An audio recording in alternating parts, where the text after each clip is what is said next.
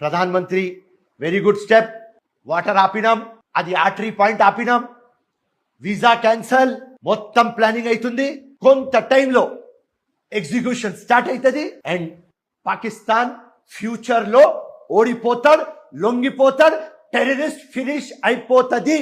ఇది మోదీ గారు చేస్తారని టోటల్ నాకు నమ్మకం. కాంగ్రెస్ తరఫు నుంచి ఉన్న తర్వాత కూడా ఇవాళ దేశం మాట ఒక ఇండివిజువల్ కంటే పెద్దది పార్టీ కంటే పెద్దది దేశం. ఇలా మోదీ ఏ పార్టీ తెలియదు మాకు, కానీ మోదీ మా ప్రధానమంత్రి, అమిత్ షా మా హోమ్ మినిస్టర్, రాజ్నాథ్ సింగ్ మా డిఫెన్స్ మినిస్టర్, అందరు కోఆర్డినేషన్ లో రావాలి. అవు ఇంటెలిజెన్స్ ఫెయిలియర్ అయింది, ఎస్ అది అయింది, ఇది అయింది, ఓకే.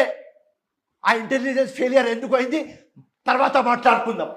కానీ వాళ్ళ ధైర్యం మన ఇంట్లో గుసాయించి మన ఇన్నోసెంట్ ఫ్యామిలీస్ కి కిల్ చేసుకొని ఏం మొత్తం లోకంలో చూపిస్తారు.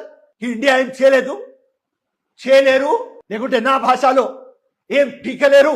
పీక్తాం. ఎట్లా పీక్తాం అంటే హిస్టరీ కావాలి. నెక్స్ట్ టైం టెర్రరిస్ట్ ఇండియాలో రావాలి అంటే మర్చిపోవాలి.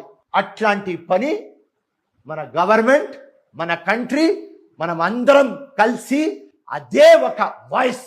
ఎందుకంటే అది మన సోల్ కి అటాక్ అయింది. ఇది మానవత్వం మీద అటాక్, ఇండియా మీద కాదు, లేకుంటే మన హిందూ బ్రదర్స్ మీద కాదు, ఇది అందరి మీద అటాక్. అక్కడ ఒక ఉన్నాడు హార్స్ నడిపించే వాడు చనిపోయినాడు, టెర్రరిస్టులకు ఆపినాడు. కొట్టకు వాళ్ళు మన మెహమాన్, వాళ్ళు వచ్చినారు మన దగ్గర, మన మెహమాన్ ఉన్నారు రా భయ్. మెహమాన్ అంటే దేవుళ్ళు, వాళ్ళు వచ్చిన సంపకు అని AK-47 ఇట్లా పెట్టుకున్నాడు. ఆ కొట్టేవాడు ముస్లిం, చనిపోయిన వాడు ముస్లిం. 40 bullets కొట్టినారు.